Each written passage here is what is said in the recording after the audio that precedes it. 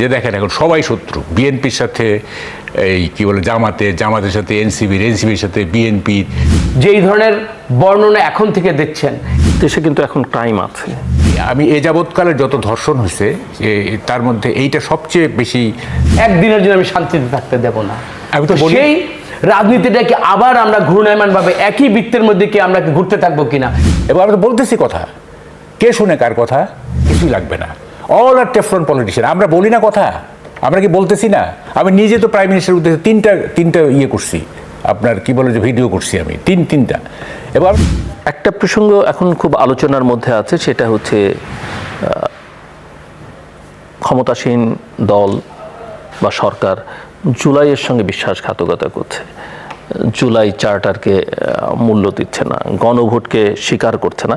যদিও সমাজের একটা বড় অংশ মনে করে যে জুলাই চার্টার বা গণভোট এগুলো নিয়ে যেভাবে একটা পক্ষ ক্যাম্পেইন করছে সেটা আসলে ততটা যৌক্তিক না, বা তারা মনে করে যে এগুলো আসলে অপ্রয়োজনীয়, অসাংবিধানিক কেউ কোনো ক্ষেত্রে মনে করেন। তো আমি একটু আপনাদের কাছ থেকে বুঝতে চাই। এবং আরেকটা অংশ মনে করে যে অপোজিশন যেভাবে ন্যারেটিভটা তৈরি করছে বা এই ক্যাম্পেইনটা যেভাবে জনগণের কাছে নিয়ে যাওয়ার চেষ্টা করছে, সরকারি মহল সেটা ঠিক পারছে না। মানে এস্টাবলিশ হয়ে যাচ্ছে অপোজিশনের কথা, সেখানে যুক্তি থাকুক কিংবা না থাকুক। সো আমি আপনাদের দুজনের কাছ থেকে বুঝতে চাই, প্রথমে মিস্টার কামরুজ্জামান রতন।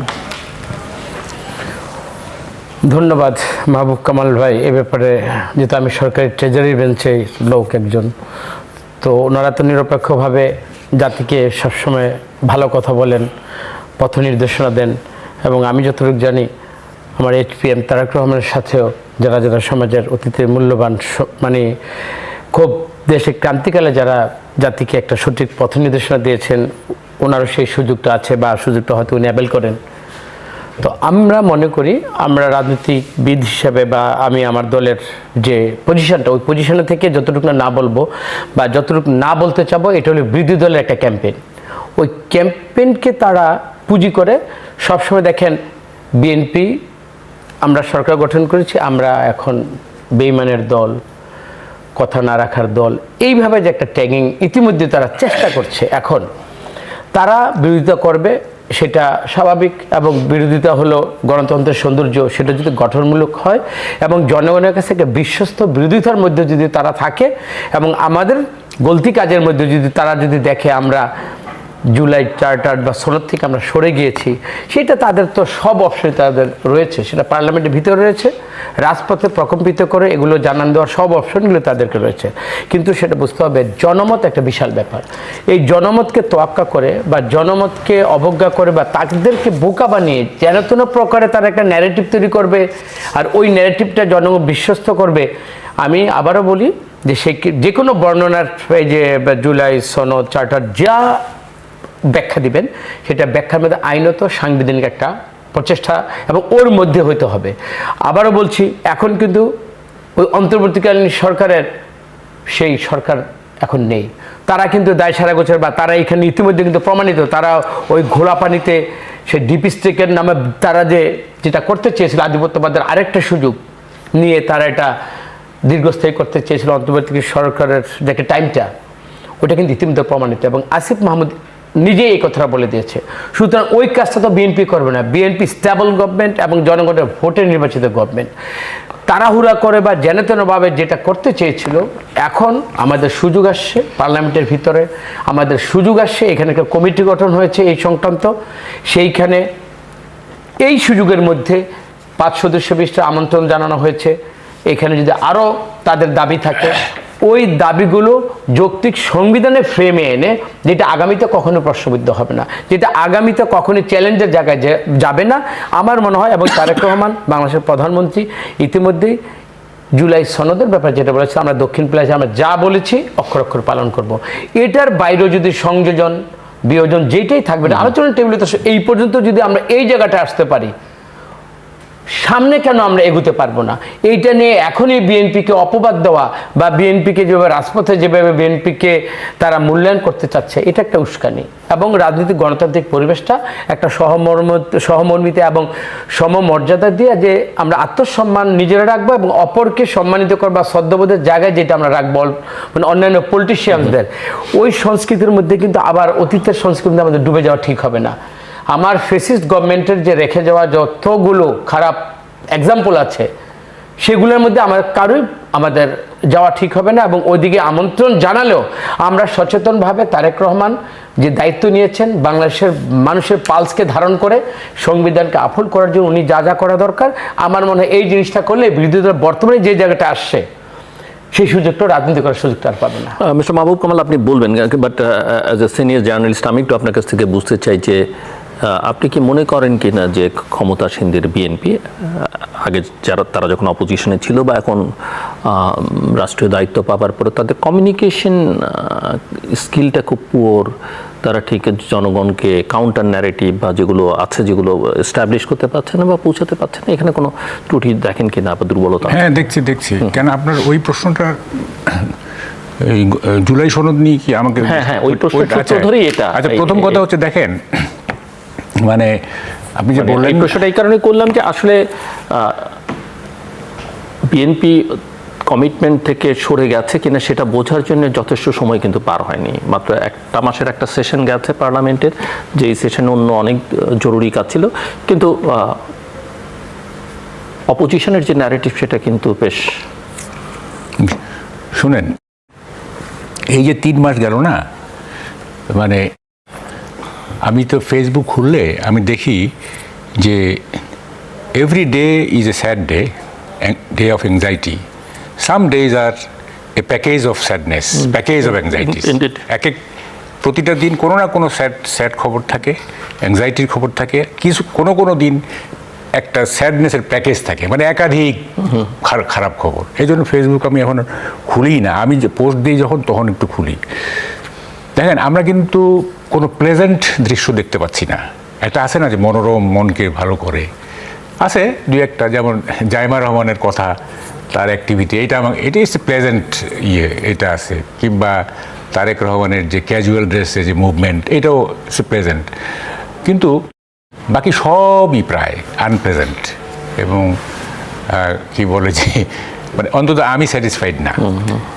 এখন দেখেন, ওকে ফাইন, 3 মাস is too early to comment. হ্যাঁ, এবং আমরা তো মেন্টালি সিক না যে সরকারের ব্যর্থতাকে এনজয় করব। আমরা কি বলে যে র্যাশনালি কথা বলতে চাই। তো এখন দেখেন, আপনি যে কথাটা বললেন যে কমিউনিকেশনের কোনো গ্যাপ আছে কিনা, আমি তো মনে করি না যে কমিউনিকেশন ফিল আপ করার মতো কোনো তাগিদ আছে, বিশেষ করে মন্ত্রীদের।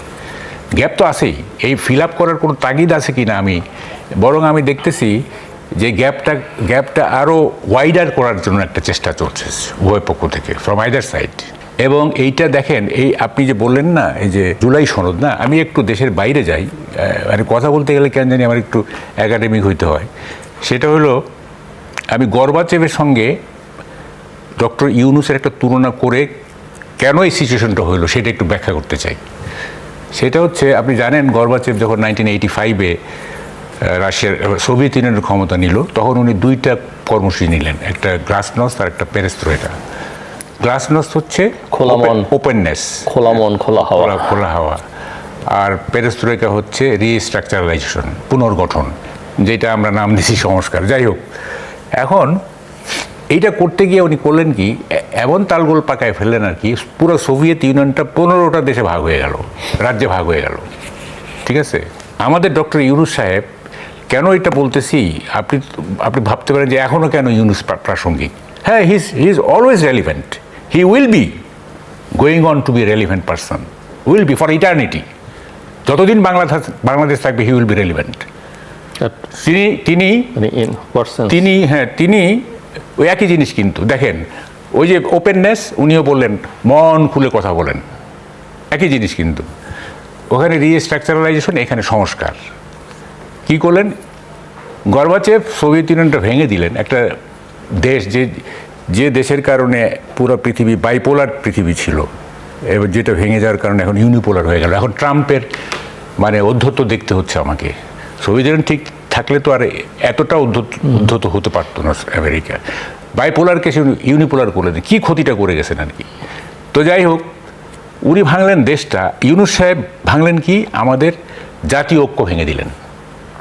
দেশটা ভাঙার সুযোগ নাই, উনি ভেঙে দিলেন ন্যাশনাল ইউনিটি। এমন একটা পলিটিক্স করলেন, এমনভাবে সাজালেন পলিটিক্সটাকে যে দেখেন এখন সবাই শত্রু। বিএনপির সাথে এই কী বলে জামাতের সাথে এনসিবির সাথে বিএনপির, আওয়ামী লীগ তো একটা কমন ফ্যাক্টর আছেই। হ্যাঁ, একটা দেখেন একটা টোটালি একটা হস্টাইল পলিটিক্স চলে আসলো বাংলাদেশে। এবং এইটা মানে এখন হয়েছে কি দেখেন, আমি দোষ তো থাকতেই পারে, হ্যাঁ, দোষ মানে nobody is perfect in the world, হ্যাঁ, দোষ থাকতেই পারে। কিন্তু কথাটা হচ্ছে এখানে হয়ে গেছে কি ওই ফর্মুলাটা আর কি, যে if you want to kill a dog give him a bad name. একটা খুঁজে বের করে কোনো রকম মানে যুক্তিতে হয় না, কিছুতে হয় না, তারপর একটা বলে দিয়ে একটা ডিসকালার করা, একটা জনবিচ্ছিন্ন করার একটা চেষ্টা চলতেছে। এবং যে সমাজ তারেক রহমান টেক ওভার করছেন, হ্যাঁ, আমি আপনার সত্যিই বোধহয় বলছিলাম যে ইলেকশনের আগে যে কোনো একটা সাইড ওয়াক ওভার দিয়ে দিক, তাইলে সেই লাভবান হবে। দেখেন তাই হচ্ছে কিন্তু, হ্যাঁ, তাই হচ্ছে। এবং কোনো কিছু যে হবে না, পজিটিভ যে কোনো কিছু, এইটা আলামত কিন্তু আমরা বুঝতে পারতেছি না। সবাই শুধু এইটা একটা অদ্ভুত ব্যাপার। আমাকে যখন এখন কেউ বলে না যে আর ইউ অপটিমিস্টিক, তখন আমি বলি কি, yes I am optimistic, but I am shamelessly optimistic. ইংরেজিতে একটা বাগধারা আছে, যখন সবাই মানে কি বলে যে হতাশ, তখন যে পজিটিভ দেখে, হোপফুল হয়, তাকে বলে শেমলেসলি অপটিমিস্টিক। তো আমি যদি অপটিমিস্টিক বলতে চান, আমি বললাম আই এম শেমলেসলি অপটিমিস্টিক, হ্যাঁ, নির্লজ্জভাবে আমি অপটিমিস্টিক। এবং এই যে একটা সিচুয়েশন হয়ে গেল না, গণভোট, আপনি যেটা মূল প্রশ্ন আর কি না, যেটা গণভোট ইত্যাদি, এখন যারা এটার বিরুদ্ধে কথা বলছে, মানে গণভোটের পক্ষে কথা বলতেছে, তারা কি ডেমোক্রেটিক ওয়েতে কথা বলতেছেন? তারা কি পলিটিক্সের নর্মাল যে নর্ম সেটাকে মানতেছেন না। তো তাইলে আপনি সংস্কার যে করবেন, ওগুলি যে আপনি মানবেন, প্রিভেলিংগুলি তো আপনি মানতেছেন না। তো যেটা হবে সেটা আপনি মানবেন, আমরা কীভাবে বুঝবো? আপনাকে তো প্রমাণ করতে হবে যে আমি আইনের প্রতি শ্রদ্ধাশীল, আমি নিয়মের প্রতি শ্রদ্ধাশীল, এটা প্রমাণ করতে হবে না? আপনি এখনই প্রমাণ করতেছেন যে আপনি থোড়াই কেয়ার করেন সব কিছু। তাইলে সেই সংস্কারগুলি যখন যেটা তাদের দাবি যে পুরোটাই, এটা সরকারের কোন আচরণ থেকে আপনার কাছে মনে হচ্ছে যে থোড়াই কেয়ার করে? না, আমি বলতে সবাই বিরোধী দল যারা চাচ্ছে যে জুলাই সনদটা পুরোপুরি বাস্তবায়িত হোক, তারা কি মানে নর্মাল পলিটিক্যাল আচরণ করতেছেন কিনা, সেইটা আমি বলতেছি। তাইলে যদি তা না করেন, তাইলে how are you so sure যে আমরা সংস্কার করে এগুলো আপনারা সেগুলিকে ফলো করবেন নিয়মতান্ত্রিকভাবে? তাদের নিজেদের মধ্যে সংস্কারটা আছে কিনা, সেটা হচ্ছে চিন্তার জগতে, মানসিকতা। একটা হলে দেখেন, এটা অনেক পুরনো কথা পলিটিক্যাল সায়েন্সে, when politics fails comes the constitution. রাজনীতিতে যখন ফেল করে যায়, তখন না সংবিধান কাগজ কলমের দরকার হয়। তা আপনার পলিটিক্যাল অ্যাডজাস্টমেন্টই তো নাই। এবং টেন্ডেন্সিটা হচ্ছে যে একে অপরকে বিপদে ফেলে কিভাবে সুপারসিড করব, এটা দুই পক্ষেরই কিন্তু সুপারসিড করার টেন্ডেন্সি, এবং মানে বিপদে ফেলে। হ্যাঁ, তো ফলে এই সোসাইটিতে আপনি সংস্কার করে কি হবে? হ্যাঁ, আমি কতগুলি ব্যাপারে তো কেন বিএনপি এটা করছে না, এটা আমি অবজেক্ট। যেমন একটা জুডিশিয়ারির ব্যাপারটা, আমি এটা দৃঢ়ভাবে মানে বিশ্বাস করি যে জুডিশিয়ারির যে সংস্কারের যে ইয়েটা আছে, যে বিচারক সচিবালয়, এটা করতেই হবে। জুডিশিয়ারি ইন্ডিপেন্ডেন্ট না করলে কিছু হবে না। দেখেন আমি একটা বলি, জুডিশিয়ারি এবং পুলিশ যদি ঠিকমতো কাজ করে, half of the battle is done. সরকারকে কিছু করতে হয় না, ঠিক আছে? তো আপনি যে এই দুইটা কি দেখেন, দুঃখজনক কি হচ্ছে, জুডিশিয়ারি করা হচ্ছে না, ওই দিক দিয়ে পুলিশ সপ্তাহে একজন ডিআইজি বলতেছে যে উনি ক্লাস 7 থেকে জাতীয়তাবাদী, হ্যাঁ, এবং তার বিরুদ্ধে কোনো অ্যাকশনও নাই, ঠিক আছে, কোনো অ্যাকশন নাই। কিন্তু একটা কি বলছে, ইনঅ্যাপ্রোপ্রিয়েট, এটা কোনো হইলো ইনঅ্যাপ্রোপ্রিয়েট? ওখানে তো তারেক রহমান সাহেব প্রাইম মিনিস্টার ওখানে বলবেন যে আপনি বাইরে যান, বাইরে গিয়ে ড্রেস খুলে, আপনার ইউনিফর্ম খুলে বিএনপির প্রাথমিক সদস্যপদ পূরণ করে এসে তারপরে অডিয়েন্সে বসেন। দ্যাট উড হ্যাভ বিন দি মানে কি statement of A prime minister, তাই না? কিন্তু কেউ কিছু বললো না। হ্যাঁ, তাহলে কি দাঁড়ালো? তার তার দ্বারা অনুপ্রাণিত হয়ে এখন সব পুলিশের তো জাতীয়তাবাদী হয়ে যাবে। তাইলে বেনজিরের সাথে আমি তো একটা প্রশ্ন করি, বেনজিরের সাথে এই ডিএজির পার্থক্যটা কি? তার আগের দিন জাস্ট ইমিডিয়েট আগের দিন কিন্তু প্রাইম মিনিস্টার বললেন যে আমরা দলীয় পুলিশ চাই না। দেখেন কত প্যারাডক্স এটা আর কি। আগের দিন বললেন দলীয় পুলিশ না, পরের দিন ওখানে বলতেছে ডিএজি সাহেব আমি জাতীয়তাবাদী, এবং তাও কি একবার হার্ড কোর জাতীয়তাবাদী ক্লাস 7 থেকে। হ্যাঁ, তাহলে এইসব নিয়ে কি হবে আপনি বলেন। মিস্টার কামরুজ্জামান রতন, আপনি শুনছিলেন, অ্যাড্রেস করতে চান কিছু? তারেক রহমান বাংলাদেশের প্রধানমন্ত্রী, উনি একভাবে ওনার অ্যাডমিনিস্ট্রেশন সাজাতে চান, বা অ্যাডমিনিস্ট্রেশনের মধ্যে দলীয়করণ হয়তো থাকে, কিন্তু যিনি এটা অ্যাপ্রোচিংটা এইভাবে করেছেন যে এই যে আমি নাম না উল্লেখই করলাম, আসলে আমি ব্যক্তিগতভাবে আমরা সবাই তাকে চিনি, সে জাতীয় ছাত্রদল করেছে, কিন্তু পোশাকটা যখন রাষ্ট্রের পরে আর রাষ্ট্রপ্রধান যখন থাকে, এই কথাটা বলে ওনার কতটুকু লাভবান হয়েছে আমি জানি না, আমার তারেক রহমানকে বিব্রত করা হয়েছে।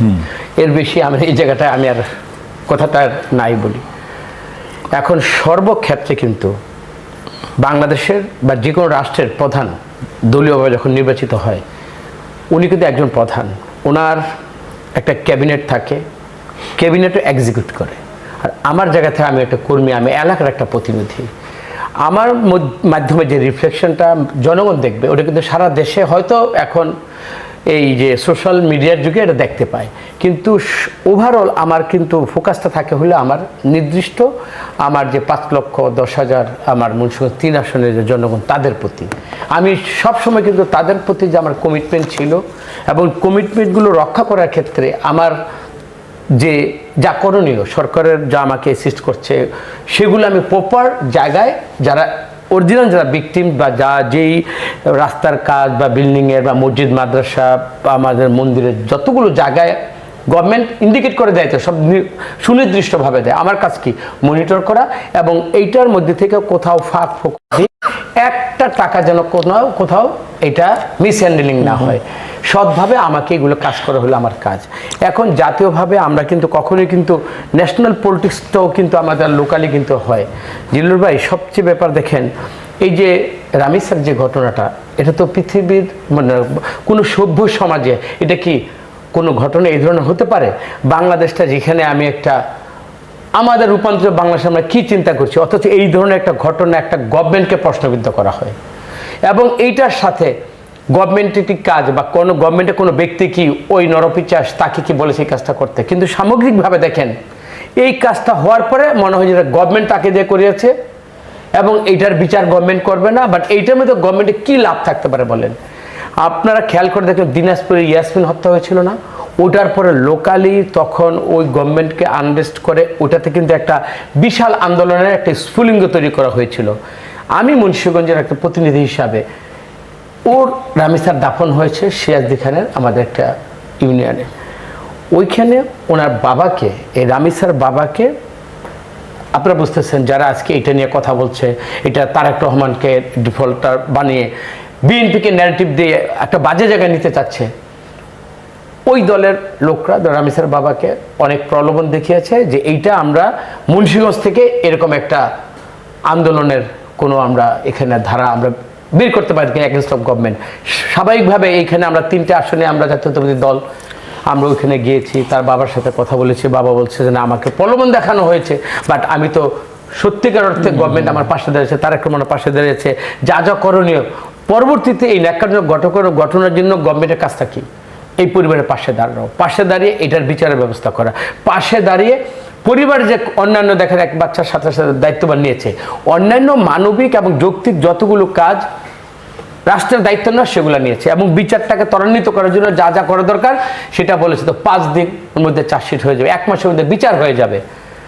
পরবর্তীতে দেখেন সিরিজ অফ এই যে ঘটনাগুলো হচ্ছে বাংলাদেশে, এই ধরনের কোনো পরিকল্পিতভাবে যদি মনে করেন এটা দিয়ে যদি গভর্নমেন্টকে বেকায়দায় ফেলানো যায়, আপনি কি মনে করেন 100 জায়গাতে এই ধরনের ঘটনা সম্ভব? তো এইটাই কি আমার পলিটিক্স? কেন এই কথাটা বললাম? ওই যে সিরাজদি খানে গিয়ে প্রলোভন দেখিয়ে ওইখান থেকে চেয়েছে যে আন্দোলনের একটা বাজে একটা টার্ন নেওয়াতে, তা আমরা সচেতন ছিলাম, আমরা যখন জেনেছি পরিবারের সাথে পাশাপাশি থাকাতে ওইখানে করতে পারিনি। এই যে দেখেন সব জায়গায় তো সেটা সম্ভব না হতে পারে। দিনাজপুর জেলার সম্ভাবনা ইয়াসমিনকে দিয়ে দেখাচ্ছেন ওই সময়টাতে কিভাবে করেছে। আমার কথা কি, আমি বিরোধী দল অবশ্যই বিরোধিতা করবেন, যেখানে সরকারের বদ শাসন থাকবে, সরকারের যেখানে কমিটমেন্ট, আপনি জুলাই সনদ চার্টার আপনি এই নিয়ে কথা বলেন না, অবশ্যই কথা বলতে পারেন, কিন্তু আপনি যেই ধরনের বর্ণনা এখন থেকে দিচ্ছেন, আলী রিয়াজকে আমরা তো এখন আপনাকে কথা বলি, বাংলাদেশে কিন্তু কতগুলো জায়গায় দেখেছি 111-এর পরে যতগুলো মানুষ এটার সাথে জড়িত ছিল, সেটা মইনুল আহমেদ বলেন, আর্মিতে ডিজিডিএফে যারা ছিল, দেখেন একটা লোক আর বাংলাদেশে আসেনি। এই আলী রিয়াজরা ওখানে বসে কোন পরিস্থিতিতে তারা এটা জোড়াতাড়ি দিয়ে অনেক কিছু বিএনপিকে জানিয়ে যান, আমি তো ডিটেলস বলতে পারবো না, বাট ওইখানে এখন আমরা শুনি সালাউদ্দিন ভাই মাননীয় স্বরাষ্ট্রমন্ত্রী, যিনি প্রত্যক্ষভাবে এটার সাথে সর্বতভাবে মানে উনি এইটার সাথে ছিলেন, উনি যখন বলেছে যে আমাদের উপায় ছিল না কিছু মেনে আমাদের নির্বাচনের দিকে আমাদের মানে ডাইভার্ট হয়ে যাওয়া, এখানে অনেক ইঙ্গিত কিন্তু উনি এই কথার মধ্যে দিয়েছেন। তার মানে এটা কি, এই বাংলাদেশে ইলেকশন না হওয়ার জন্য যা যা করা দরকার এটা কিন্তু ওই সময় কিন্তু হয়েছিল। ওই মানুষগুলো কিন্তু এখন বিভিন্ন ছদ্মাবেশে এই গণতান্ত্রিক একটা প্রক্রিয়া, যে প্রক্রিয়াতে দেশ আগামী দিনে গণতান্ত্রিক একটা মানে ট্রেনে আমরা যাত্রা যেটা শুরু করেছি, এইখানে কিন্তু ব্যাঘাত ঘটাবার জন্য এরকম রামিসার মতো ঘটনাকে পুঁজি করে তারা আমার মনে হয় কিছু একটা তারা করতে চাচ্ছে, যদিও সচেতন মানুষ এবং আমরা জাতীয়তাবাদী দল বিশেষ করে তারেক রহমানের প্রতিটা ইনিশিয়েটিভকে আমরা এমনভাবে অ্যাড্রেস করছি যে আমরা আমাদের জায়গা থেকে এটা আমরা সচেতন এবং সতর্কভাবেই বলছি, এই ধরনের কোনো মানে রাজনীতির মধ্যে অন্য কিছু করে ঘোড়া পাইতে মাছ শিকার করার সুযোগ আমরা দেব না। মিস্টার মাহবুব কামাল, আপনি শুনছিলেন এবং মিস্টার কামরুজ্জামান যেহেতু রামিসার প্রসঙ্গটি তুলল, রামিসা একটা ঘটনা বা উদাহরণ, এরকম আরও অনেক আছে, মিস্টার রতনী উল্লেখ করছেন। আমি যেহেতু ওই যে ন্যারেটিভের প্রশ্নটা তুলছিলাম, দেশে কিন্তু এখন ক্রাইম আছে এবং এখন পর্যন্ত অনেকেই মনে করেন যে ল এনফোর্সিং এজেন্সিজ আসলে ঠিক ওই মুডে নাই সমস্যাগুলো সমাধান করবার, বা তাদের যেভাবে আপনি বলছিলেন যেরকম হওয়া উচিত। আমার একটা ক্রাইসিস, প্রতিদিন বাচ্চা মারা যাচ্ছে এবং পাওয়ার সেক্টর, যদিও আমরা রাজধানীতে বা শহরগুলোতে খুব অনুভব না করি, গ্রামে পাওয়ারের খুব লোডশেডিং ভীষণ রকমের। এখন কোনো কোনো ক্ষেত্রে সরকার হয়তো কাজ করছে এবং তারা বলছে কাজও করছে।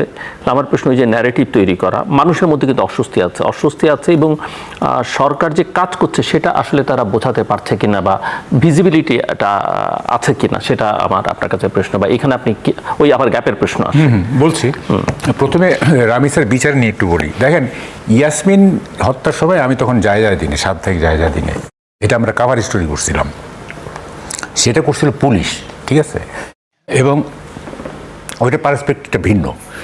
এই পার্সপেক্টিভ ওই দিনাজপুর থেকে সেটা কিন্তু জাতীয় ইস্যুতে পরিণত হয়েছে, জাতীয় বিষয়ে পরিণত হয়েছে। আচ্ছা, আমার কথাটা হচ্ছে এই যে স্পিডি ট্রায়াল না, এইটা এখন কেন, আগে কি ধর্ষণ হয় নাই? তার মানে বোঝা যাচ্ছে যে হত্যাকাণ্ডটা বা যে ধর্ষণটা ক্লিক করে যায়, যে যে ধর্ষণটা রিপার করে, সোসাইটিতে রিপার করে, সেগুলির ব্যাপারে মানুষ, গভর্নমেন্ট, সব গভর্নমেন্টই সেগুলির ইস্যু করে। যেমন রিমা হত্যা বিচার হয়ে গেছে, ইয়াসমিন হত্যা বিচার হয়েছে, তারপরে ধরেন যে মানে যেগুলি মানুষের মধ্যে প্রতিক্রিয়া তৈরি করে, শুধু হত্যা বা ধর্ষণ না, যে কোনো বিষয় যতক্ষণ না পর্যন্ত এইটা ক্লিক না করবে ততক্ষণ পর্যন্ত সরকার গা করে না। আচ্ছা ঠিক আছে, এটা তো হবেই। স্পিডি ট্রায়ালের কথা তো আমরা বহু আগে থেকে বলতেছি, পার্সোনালি আমি বলতেছি যে স্পিডি ট্রায়ালের ব্যবস্থা করেন, স্পিডি ট্রায়ালের সিস্টেম আছে। এগুলি কেন এগুলি হয় না? বিচার তো 2 প্রকারের, একটা হচ্ছে কোর্টস অফ জেনারেল জুরিসডিকশন, আর একটা হচ্ছে কোর্টস অফ লিমিটেড জুরিসডিকশন, ঠিক আছে। একটাতে prosecution has to prove guilt or innocence, আর একটা হচ্ছে the accused has to prove his innocence. The accused has to prove his innocence, এইটা স্পিডি ট্রায়াল, এটা খুব দ্রুত হয়ে যায়। এটা কন্টিনেন্টাল ইউরোপে আছে 2-3টা দেশে, যে অভিযুক্ত প্রমাণ করবে সে নির্দোষ, ঠিক আছে, ট্রায়ালটা স্পিডি হয়ে যায়। এগুলি তো যারা লিগাল এক্সপার্ট যারা আমাদের, তারা কী করে আমি তো বুঝলাম না। এখন দেখেন, এই যে যেহেতু রামিসা একটা বিশাল ক্লিক করে গেছে না, ফলে গভর্নমেন্ট দেখেন কত রকম হচ্ছে এবং বিরোধী দল এটা ক্যাশ করার চেষ্টা করতেছে। হ্যাঁ, বলে এই যে এই জিনিসগুলো হচ্ছে, এখানে হচ্ছে কি সব হচ্ছে যে আপনার এটাকে কি বলে, যেটা কিভাবে একটা ন্যারেটিভ তৈরি করা যায়, একটা ছোট ঘটনাকেও ন্যারেটিভের মধ্য দিয়ে বড় করা যায়। ছোট জিনিস গ্লোরিফাই করতেছে, ছোট জিনিস ম্যাগনিফাই করতেছে, আবার বড় জিনিস ক্রপ আপ করতেছে, বড় জিনিস ছোট হয়ে যাচ্ছে, ছোট জিনিস বড় হয়ে যাচ্ছে। ডেফিনেটলি রামিসার যে হত্যাকাণ্ড, এইটা ধর্ষণের ব্যাপারটা, এইটা আমি এ যাবৎকালের যত ধর্ষণ হয়েছে তার মধ্যে এইটা সবচেয়ে বেশি আমাকে পীড়া দিয়েছে আর কি, সবচেয়ে বেশি মর্মান্তিক। কারণ মানে চোখের জল, আকুতি, তীব্র শারীরিক যন্ত্রণা, এইগুলো ধর্ষককে বিচলিত করতে পারে নাই। হ্যাঁ, এবং ধর্ষণের পরে যা হয়েছে, এবারে এটা আমি কোনো স্যাডিস্ট ছাড়া এই নিয়মত দেখাইতে পারে না। এটা দিস এ স্যাডিস্টিক প্রেজার। এবং মানে সোসাইটিতে হয়েছে কি, আপনার যে ওটা কী বলে, অ্যান্টি সোশ্যাল পার্সোনালিটি ডিসঅর্ডার চলতেছে। সব ক্ষেত্রে দেখবেন যে এই ব্যক্তিত্বকে খর্ব করার, হ্যাঁ, এক ধরনের স্যাডিজম, এক ধরনের কি বলে যে নিজেকে বিতর্কিত করার, ইচ্ছাকৃতভাবে নিজেকে বিতর্কিত করে, এটা কি আনন্দ আল্লাহ জানে। হ্যাঁ, এই একটা মানসিক বিকৃতি চলতেছে। এবং এগুলোর জন্য আমি বলি, আমি কেন বলতেছি, doctor Yunus will be relevant till Bangladesh exist. যতদিন বাংলাদেশ থাকবে তিনি প্রাসঙ্গিক হয়ে থাকবেন। তার এই 18 মাসের রুল, হ্যাঁ, এই সোসাইটির এই যে ডিজেনারেশন, এইটা তার সৃষ্টি। আগে ছিল, ডোন্ট থিঙ্ক যে I am defending Sheikh Hasina's rule, ছিল, কিন্তু এইটাকে একটা প্রাতিষ্ঠানিক রূপ দিয়ে গেছেন উনি, যে এইসব, হ্যাঁ, আগে ছিল, কিন্তু এইভাবে করা, হ্যাঁ, এবং করতে করতে সোসাইটি দেখেন এখন যে গালি না, this has become a political culture. যে যত গালি দিতে পারবে সে তত। এবং রাজনীতিটা এত সহজ হয়ে গেছে বাংলাদেশে। দেখেন, আমি একটা বের করছি, বাংলাদেশে রাজনীতিবিদ হইতে গেলে না দুইটা জিনিস লাগে।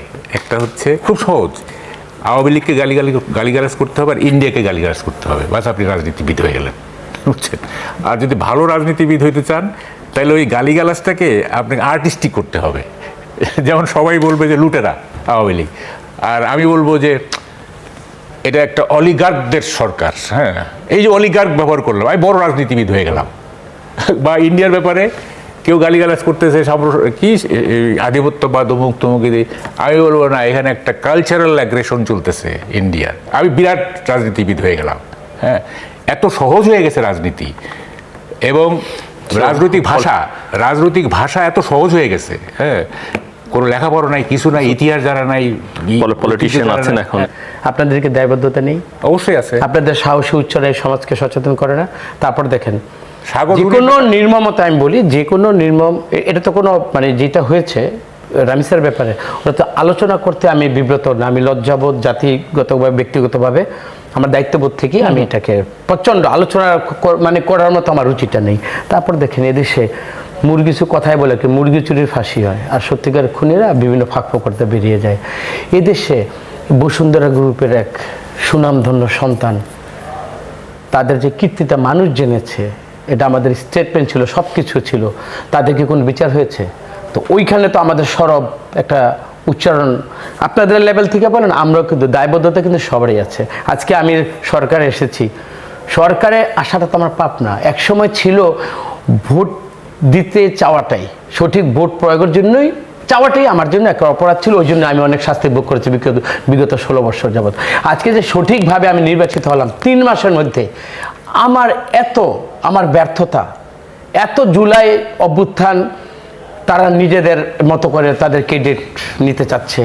তার মানে এই 3 মাসের মধ্যে যতগুলো ওয়ে আউট আমরা দেখছি, কেউ বলতে পারবে বিএনপি না বলেছে যে আমরা এটা করবই না? তারপর ওই জায়গায় তো আমরা যাইনি। তো এখন আমাদের পজিটিভ যতগুলো আমার যতগুলো দোষ আছে বা আমার কি করণীয় বর্জনীয় আপনি নির্ধারণ করে দেন। এখনই যদি ওই ফেসিস্টের মতো যদি বিরোধিতা করার জন্য যদি আমি বিরোধিতা করি, এই কালচার থেকে যদি আমি বেরিয়ে না আসি, আপনি কালকে ক্ষমতা জানতো, আমি তো নিশ্চিন্ন হয়ে যাব না। আমার তো রাইটস থাকবে আমার রাজপথে বা সংসদে কথা বলার। তো আপনার যদি আজকের বিরোধিতা যদি এইটাই হয়, তা আমি নিজেকে বিরোধী দল হিসাবে ভাববো, তাকে তো আমি ওই যে তাহলে একই কথা হইলো, তো একদিনের জন্য আমি শান্তিতে থাকতে দেব না। আমি তো সেই রাজনীতিটাকে আবার আমরা ঘূর্ণায়মান ভাবে একই বৃত্তের মধ্যে কি আমরা ঘুরতে থাকবো কিনা, এটা আমাদের মধ্যে থেকে মানে ভাববা উচিত। আমি একটু বলি, প্রথম কথা হচ্ছে সাগর রুনির ব্যাপারে আমি 2-3টা মানববন্ধনে দাঁড়াইছিলাম, ঠিক আছে, এবং আমাদের সাংবাদিক কমিউনিটি বারংবার আমরা প্রেশার দিছি, যাই হোক হয় নাই। আপনি যেটা বলতেছেন যে আপনারা বললেই তো হয়, বা মানে জিনিসগুলো দেখিয়ে দেওয়া ইত্যাদি বলা উচিত, লাভ নাই। কালকে আমি একটা টেলিভিশনে বলতেছিলাম, বাংলাদেশের পলিটিশিয়ানরা হচ্ছে, আমি একটা নতুন নাম দিছি, টেফলন পলিটিশিয়ান। হ্যাঁ, টেফলন, ওই যে ওটাকে কি বল, ননস্টিক, ওখানে কিছু আর ওতে কোনো কিছু লাগে না, ওই কড়াইয়ের মধ্যে দেয় না যে মানে কোনো কিছু গেলে ওইটা পিছলায় যাবে আর কি। তা আমাদের পলিটিশিয়ানের টেফলন গায়ে লাগে না। শরীরে টেফলন লাগানো আছে, এসে কেমিক্যাল কম্পাউন্ড, হ্যাঁ, নন স্টিক এবং হিট রেজিস্ট্যান্ট লাগানো আছে শরীরে। আপনি যাই কিছু বলবেন না কেন ওই টেফলনটাকে সরাই দিবে, গায়ে কিছুই লাগবে না। অল আর টেফলন পলিটিশিয়ান। আমরা বলি না কথা, আমরা কি বলতেছি না? আমি নিজে তো প্রাইম মিনিস্টার উদ্দেশ্যে তিনটা ইয়ে করছি, আপনার কি বলে যে ভিডিও করছি আমি তিনটা, এবং আমরা তো বলতেছি কথা। কে শুনে কার কথা? এই সমস্ত শুনেন। ওই যে ৭২-৭৩ সালে একটা বিখ্যাত নাটক ছিল, এটা খুবই দর্শক নন্দিত ছিল, আব্দুল্লাহ আল মামুনের শুভচর নির্বাসনে। তো থিয়েটারে মঞ্চে, থিয়েটার, হ্যাঁ, শুভচর নির্বাসনে চলেছে অনেক আগে চলে গেছে। হ্যাঁ, এগুলি বলে লাভ নাই। বাংলাদেশে শুভচরের কোনো মূল্য নাই, 1 পয়সা মূল্য নাই, ঠিক আছে? খালি ওই যে আমরা মানে কথা বলার সময় নীতি কথা বলি, হ্যাঁ, যে কি করা উচিত, কি করা উচিত কেউ জানে না। আমাকে বলতে হবে কেন কি করা উচিত, কোন মন্ত্রীর কি করা উচিত এটা উনি জানেন না, আমাকে কেন বলতে হবে, তাই না? ফলে এগুলি বলে লাভ নাই। এইটা হয়ে গেছে আপনার ক্ষমতায় যাওয়া এবং ক্ষমতায় টিকে থাকার একটা প্রতিযোগিতা। সব সময় এটাই আছে। দেশপ্রেম টেশপ্রেম এগুলো তো কারোর মধ্যে নাই, এটা খামাখা বলে লাভ নাই। হ্যাঁ, দেশপ্রেম হচ্ছে, দেখেন মানে আমাদের দেশে না কতগুলি মানে ভুয়া ডেফিনিশন চালু আছে। মুখে বললেই হলো যে দেশপ্রেমিক, এবং কি বলা হয় যে সেনাবাহিনী হচ্ছে দেশপ্রেমিক, আর কেউ দেশপ্রেমিক না। দেশপ্রেমিক সেই যে তার দায়িত্বটা একেবারে সুনিপুণভাবে পালন করে, সে হচ্ছে দেশপ্রেমিক। তার কাজটা আলটিমেটলি রাষ্ট্রের থলিতে গিয়ে যাবে। একজন মুচি যদি আমার জুতাটা নিপুণভাবে সেলাই করতে পারে, কালি করতে পারে, সে দেশপ্রেমিক। সে তার কাজটা নিপুণভাবে করতেছে। তাকে যুদ্ধক্ষেত্রে শত্রুকে বন্দুক দিয়ে গুলি করতে হবে না, ঠিক আছে? তো ফলে কেউই নিজের কাজটা করতেছি না, চেয়ার দখল করে বসে আছি আর বক্তৃতা মারতেছি কি আমি দেশপ্রেমিক, ঠিক আছে? তো আপনি যদি রাষ্ট্রের কোষাগারে কিছু দিতে না পারেন, রাষ্ট্রের থলেতে যদি কিছু দিতে না পারেন, আপনি কিসের দেশপ্রেমিক? বললেই হবে দেশপ্রেমিক। ফলে এগুলি বলে লাভ নাই, সবাই সব কিছু জানে। আমরা এমন কোনো পণ্ডিত না, সাংবাদিকরা এমন কোনো পণ্ডিত না। আমরা কখনো সাধারণ মানুষের চেয়ে কম জানি। আপনি জানেন, গ্রামে যান আপনি, কিছু লোক এমন কথা বলবে আপনি আশ্চর্য হয়ে যাবেন। তার দুর্বলতা কি? সে থিওরাইজ করতে পারে না, তার ভাষা জ্ঞানের অভাব।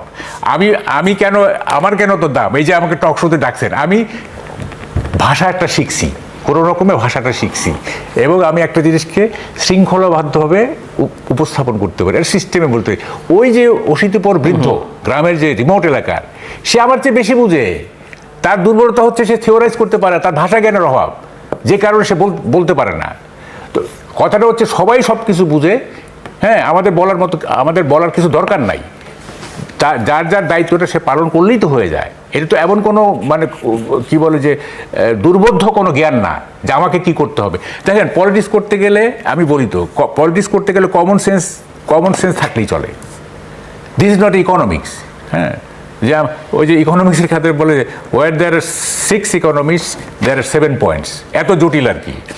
তো পলিটিক্সে তো ওইটা নাই। পলিটিক্সে কমন সেন্স ইজ এনাফ, এবং কমন সেন্স যদি একটা আনকমন হাইটে চলে যায় সেটাই ব্রিলিয়ান্স। এটা বলা হয়ে থাকে, common sense in an uncommon height is called brilliance. তো কমন সেন্স দিকে বোঝা যায় না যে কী করা উচিত। এটা কি ওই যে কী বলে যে পলিটিক্যাল সায়েন্সের বড় বড় বই খুলে পড়তে হবে নাকি? আমাদের সুযোগ দেন, আমরা প্রশংসা করি। আমরা তো মেন্টালি শিখ না যে মানে সাদাকে কালো বলবো, কালোকে সাদা। আমরা সুস্থ, একেবারে সুস্থ। আপনি ডাক্তারের কাছে আমাকে নিয়ে যান, দেখবেন কোয়াইট সাউন্ড। হ্যাঁ, কোয়াইট সাউন্ড মেন্টালি। আপনি বলতে চাচ্ছেন আমরা সুযোগ না পাওয়ার ক্ষেত্রে আমরা সৎ, উনি যেটা মূলত বলতে চাইছেন সেটা হচ্ছে যে আপনারা ভালো কাজ করেন, ভালো কাজ করলে আমাকে সুযোগ দেন। সেই সুযোগটা যদি না দেন, আর আমি যখন সাফার্ড হব, আমি যখন কি বলে আমার যখন দুঃখ কষ্ট হবে, তা আমি কথা বলবো না? এটা আমার স্বার্থে করব। দেখেন, পৃথিবীতে আমার একটা কথা আছে, সেটা হচ্ছে পৃথিবীতে কোনো ফিলসফি নাই। এই যে আমরা বলি না মতবাদ, এগুলো কিচ্ছু না। পৃথিবীতে একটা মতবাদ, সেটা প্রয়োজনবাদ। এই যে মুক্তিযুদ্ধে কোনো মহান বলে না, আমি বলি না। আমার প্রয়োজনে আমি মুক্তিযুদ্ধ করছি। কিসের মহত্ব এটা? আমার প্রয়োজনে আমি মুক্তিযুদ্ধ করছি। আমি কেন বলতে চাই এটা মহান? আমার প্রয়োজনে করতেছি আর বলতেছি এটা আমি নিজে গ্লোরিফাই করতেছি, আমার প্রয়োজনকে আমি গ্লোরিফাই করতেছি। তো ফলে এইটা কথাটা হচ্ছে যে যেটা করা উচিত সেটা করেন, আমরা প্রশংসা করি। প্রশংসা করার মধ্যে একটা আনন্দ আছে, বুঝছেন? গালি দেওয়ার মধ্যে কোনো আনন্দ নাই, প্রশংসা করার মধ্যে এই আনন্দ থেকে কেন বঞ্চিত করবেন আমাদের, তাই না? আপনি কিছু বলবেন? অতিরিক্ত মানে কি, তারা এই সরকারের একেবারে ঘাড়ের মধ্যে এমনভাবে বুদ্ধিদাতা হিসাবে আবির্ভাব এমনভাবে হয়েছিল, ওই তারা কিন্তু এখন জেলখানায়। নিশ্চয়ই আপনি ওই সুযোগ আগের সরকারের আমলে এই যে নাম বলতে, এই যে মামুন সাহেব, মুন্নিশা, কিছু দেখেছি না আমরা, মঞ্জু সাহেবরা যেভাবে এখানে তত্ত্ব দিত, সত্যি ওই জায়গায় থেকে যেইভাবে ওই ফেসিস্টকে তারা অ্যাসিস্ট করেছে, ওই জায়গায় ইনশাল্লাহ আপনারা যাবেন না। জাতি তাহলে একেবারে নিমজ্জিত এমন অতল গহ্বরে যাবে